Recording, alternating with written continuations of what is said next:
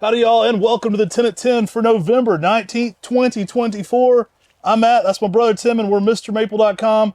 Guys, we got a great lineup here for you today. Guys, we're going to talk about 10 trees that get listed today on MrMaple.com at 10 a.m. Eastern Standard Time. There will be 10 other trees we're not talking about. Those are in your weekly email. You can sign up for that on MrMaple.com.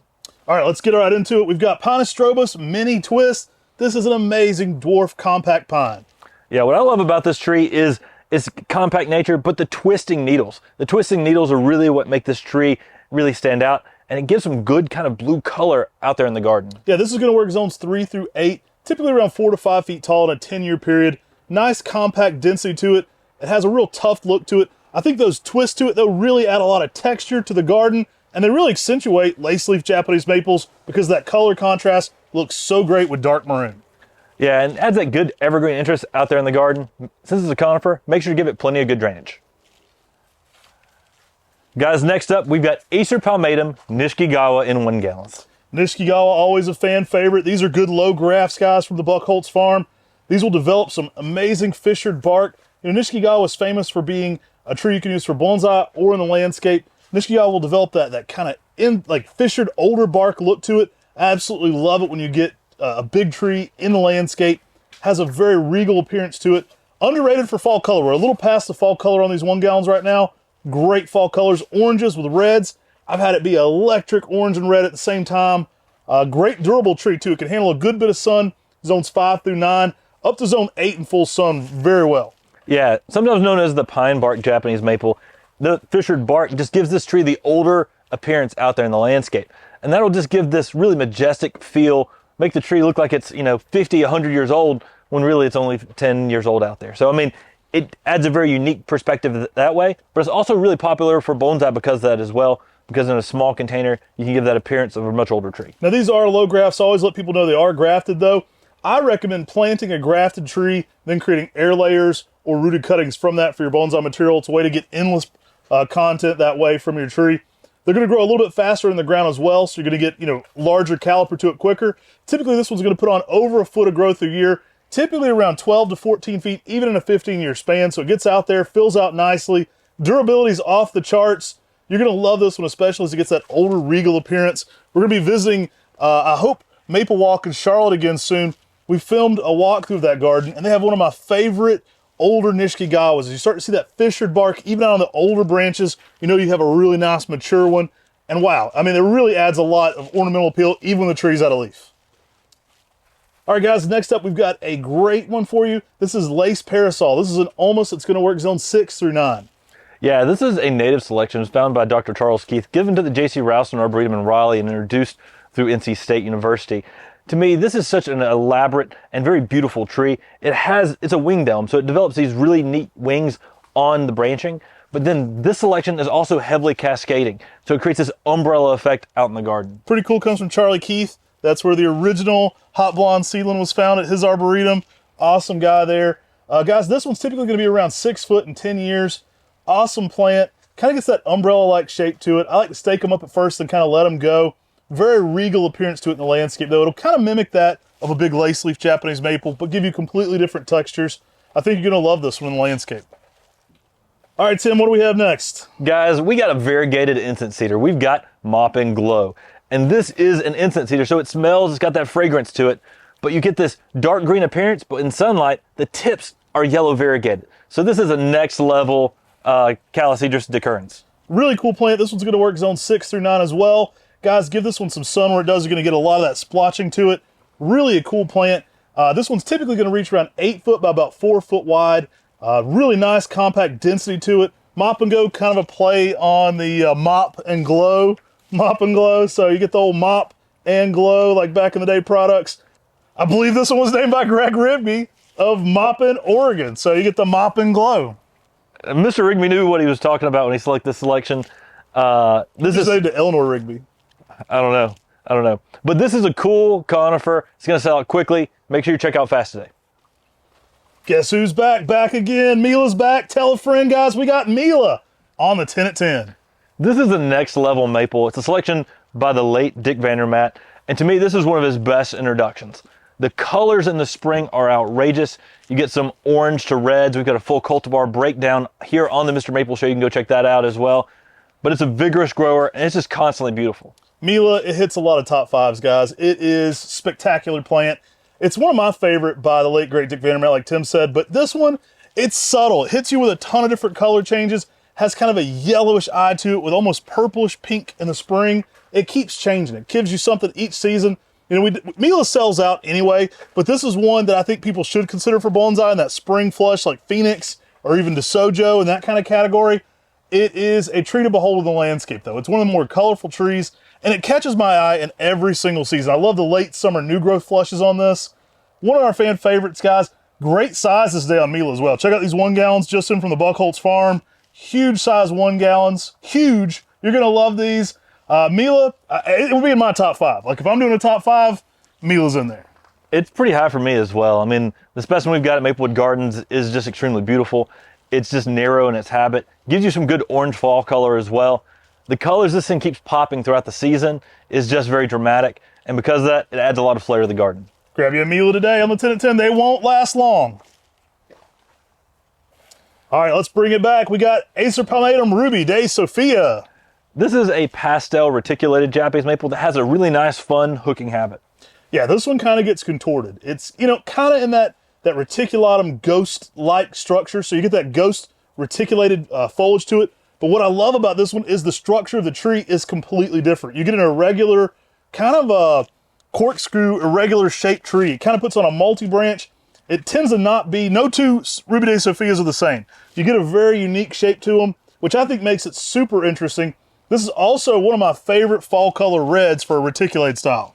Yeah, and to me, it's the shape on this one that is really dramatic, but the reticulation is no joke either. I mean, that'll really grab your interest in the spring and the summer.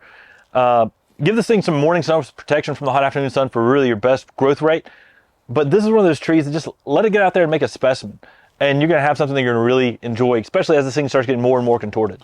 Going to work zones 5 through 9, soft, subtle variegation. Late day shade will hold that spring color later into the summer. It's a showstopper. I think you're going to absolutely love this one for containers too. That unique shape makes it a real focal point for container gardening. It's really going to draw the eye in with that unique structure to it.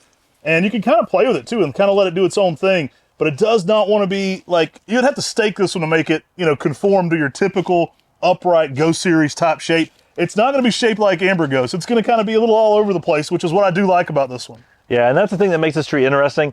Again, I think this would be something fun to turn into bonsai just because of its unique habit and unique character. Talk about good sizes, guys. Let's drop some 1 gallon Benihime. Rare to see in the trade these days. Can be a little tricky to grow. This one definitely doesn't want to have wet feet. We do have one of the biggest ones in existence at Buckholtz Nursery in the ground there. These are grafted from that beast. It is probably the biggest one in existence I know of now. Maybe there's another nursery, but it's pretty good size. And this leaves out in the spring with a bright pink color. It's like this coral pink, but a dense, compact habit. One of the things that people often make a mistake with Benihime is overwatering. This is going to be a very tight, dense selection, and a lot of the dwarf, dense witch's brooms, people often overwater, and that can actually kill them. So make sure that you don't overwater Benihime. That's my #1 tip with growing the selection. Treat it a little bit like Snow Kitten. You want to make sure you don't give this one any late fertilizer, so you're not flushing it out, keeping it active late into the winter. You want this one shutting down. It is a showstopper for spring. Not only does it have those pinkish, almost like Shindesojo-like vibes to it, you get a little bit of yellow going on below that, which really accentuates the colors, really brightens up those pinks and reds. Absolutely showstopper. Great container plant as well. Typically 4x5, even in a 10-year period. Nice compact structure to it. Makes a great pairing with a lot of the other Kiyohime type Japanese maples. All right, guys, next up we got Acer Pomatum Satsuki Benny. Now this is a large Amoenum style leaf with one of those red nail, fingernail type borders to it. Love this one for its spring interest. Typically around 10 to 12 foot. Gonna work zones 5 through 9. Give Satsuki Benny some late day shade in your hotter zones to hold that fingernail look later into the spring. Yeah, that fingernail look just adds something extra out there in the early spring, and it just gives some dramatic effect out there with that larger green leaf. Fall colors, you know, amazing too. You get some bold oranges in the fall. Has a good, strong, upright habit that helps it stand out from some of the varieties like Sumagaki, which would be like a red nail type, but have more of that spreading out habit. This one's a lot more upright in its nature. It just makes a beautiful tree out there in the garden, giving you that summery feel. And then when the fall hits, you got that next level. The late great Yano was a big fan of this one. It's been around since around 1975 in Japan, so it's kind of more popular there than it is here, but you see it in America now a lot. Great structure to it as well. It tends to be a strong upright amoenum with larger branching. Kind of almost reminiscent, like it almost makes you think almost like Japonicum, how strong the bark and branching is on this one. I love it though. You're going to love that fingernail look in the early spring. That purple border really just makes this one look painted in the early spring. Dun-dun-dun, dun-dun-dun. What do we got next, Tim? We got a Japanese maple called Cashmere. Cashmere, player of the Led Zeppelin, we love it. I was listening to some Cashmere when we got inspired for this one. Kind of a more durable fairy hair, guys. Talon actually loves this tree too. You get some weird twist to it. Brian Rule actually got one of these early on when we were evaluating it. We'd had it in evaluation for about 5 years, but I think he got the first one that left the farm. And it gets these kind of weird little twists to it as well. It really gives it a regal appearance as you get a larger plant of this. I find it to be a fairy hair light plant that I can grow in the ground in zone 6, zone 5, and just gives me a little bit more durability on that. But also some great habits to these. I was absolutely blown away by the fall color on these this year. We had bold cherry red fall color, which is unique for a Greenland or lobulum.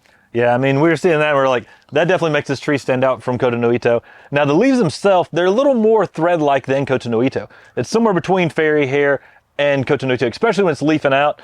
And then when you start getting the needles twisting, it just adds to the dramatic effect with Cashmere. Love it. Player of the Jimmy Page guitar solo. All right, next up we've got one of the best fall color Japanese maples of all time. Kind of with a lame name. I'm not gonna lie. I think the name could probably do this one more favors. I love it. Acer Pomatum green strap. Guys, don't let the name fool you. This tree is spectacular. It is typically yellows, oranges, reds, all at the same time. One of the most exquisite palmatums you'll ever see in fall color. Yeah, I mean, you get just fall color all across this. The leaf is something similar to something like a Kamagata, and it's very elongated, very vigorous. It's almost like in between a Kamagata and a Seiryu, because this tree is just so, it's vigorous, and it's got that unique style foliage to it. I mean, it grows fast. It makes a nice mid-sized tree in the garden. And then it gives you that good fall color as well. I noticed this one also likes to be very multi-stem. There's a big one at the Oregon Garden, typically around 6 to 8 foot in a 10-year span. Don't expect this one to be single stemmed. It tends to be want to be very multi-stem. So even an older tree, say a 6-foot tree, it's going to be about 4 to 5 foot wide. So it gets a lot of that dense approach to it, which makes a perfect palette for all that color. Green strap really shows out. I love the unique leaf shape. A good candidate early on for container gardening if you want, something that's going to be a little more upright in your container. But man, don't let the name fool you. The name's not bad. It's better than the original name. The original name was Verde Lace, which could get so confused with Veridis, which is a lace leaf. Green strap just doesn't do this one any favors because, man, the tree's better than the name. Like, the tree is so next level. I think when you see this one in fall color, you're going to have it in your collection. It pairs well with any of the upright reds, but this, especially in your lace leaves with that fall color change, off the chain. So guys, we got these 2 gallons today. And, there's not a huge set of these. Take advantage of these sizes while you can today. We've got 10 other trees. They're getting listed at 10 a.m. Eastern Standard Time. And you can also check those out ahead of time in that weekly email. You're going to have to sign up for that weekly email to know the secret trees. There's 10 more secret trees, and only you can find out by subscribing. Guys, thanks for subscribing here to the MrMaple Show. We appreciate everybody being part of our maple community. You can always join our Facebook group, MrMaple Friends, to see all kinds of our maple community talk all the time. We put out 7 days a week content here on the MrMaple Show, and it's mostly Japanese maple related, so we appreciate you supporting that and being part of it today. Take care. God bless. And have a great day.